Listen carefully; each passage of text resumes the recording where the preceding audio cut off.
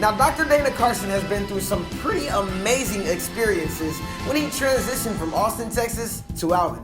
Then, in 2012, God said that it was time to move once again, but now it was into the Houston city limits. The congregation in Alvin was ready and excited to move, and we started praying and looking for new places to worship. Our first stop was Southwestern Baptist Theological Seminary.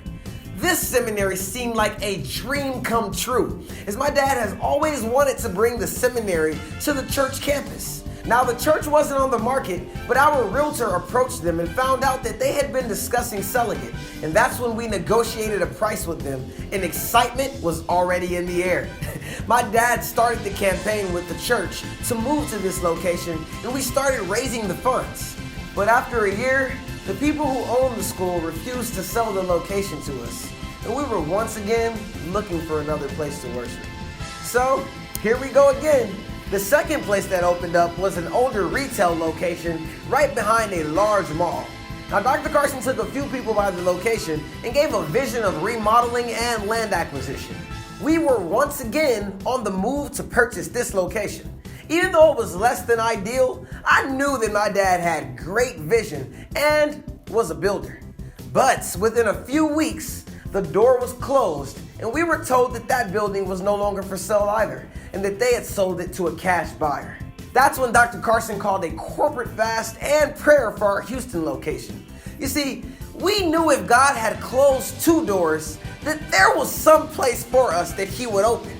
And on the last day of prayer, God did just that and opened up a 7-building facility on 11 acres of land. My dad actually happened to know the pastor of this church and called him personally just to make sure that he was selling his church. And over the phone, he told the pastor, "I want it, take it down. I'm coming by today to look at it." As Dr. Carson walked onto the campus, he saw this large open worship facility with ministry opportunities all around. And in October 2013, signed the contract to purchase the facility. Immediately after signing the contract, Dr. Carson and the entire congregation went into remodeling mode to make the church feel like our own. All 7 buildings were in need of major construction. The church had used all of its cash reserves, and my dad had poured his life savings and down payment for a new house into the renovation project.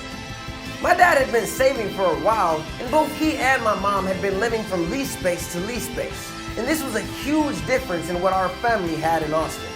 But if you know my dad, his motto is, any and everything for the sake of ministry. Thus, there went our future house. Well, at least for the moment.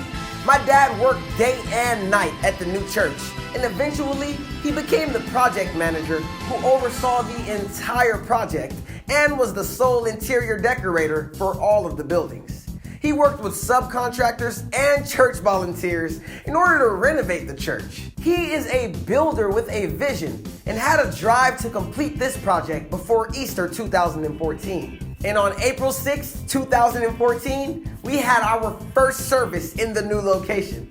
He had led a nearly 90,000 square foot renovation project with 7 buildings from beginning to end in just 4 to 5 months, all while being a pastor. Wow. My dad has always been a builder by nature, and God has called him to do some pretty amazing things. Now, he's taking the kingdom to the edge. And if you would like to know more about the life and ministry of Dr. Dana Carson, make sure you get your copy of How to Overcome, a powerful series about overcoming life's obstacles.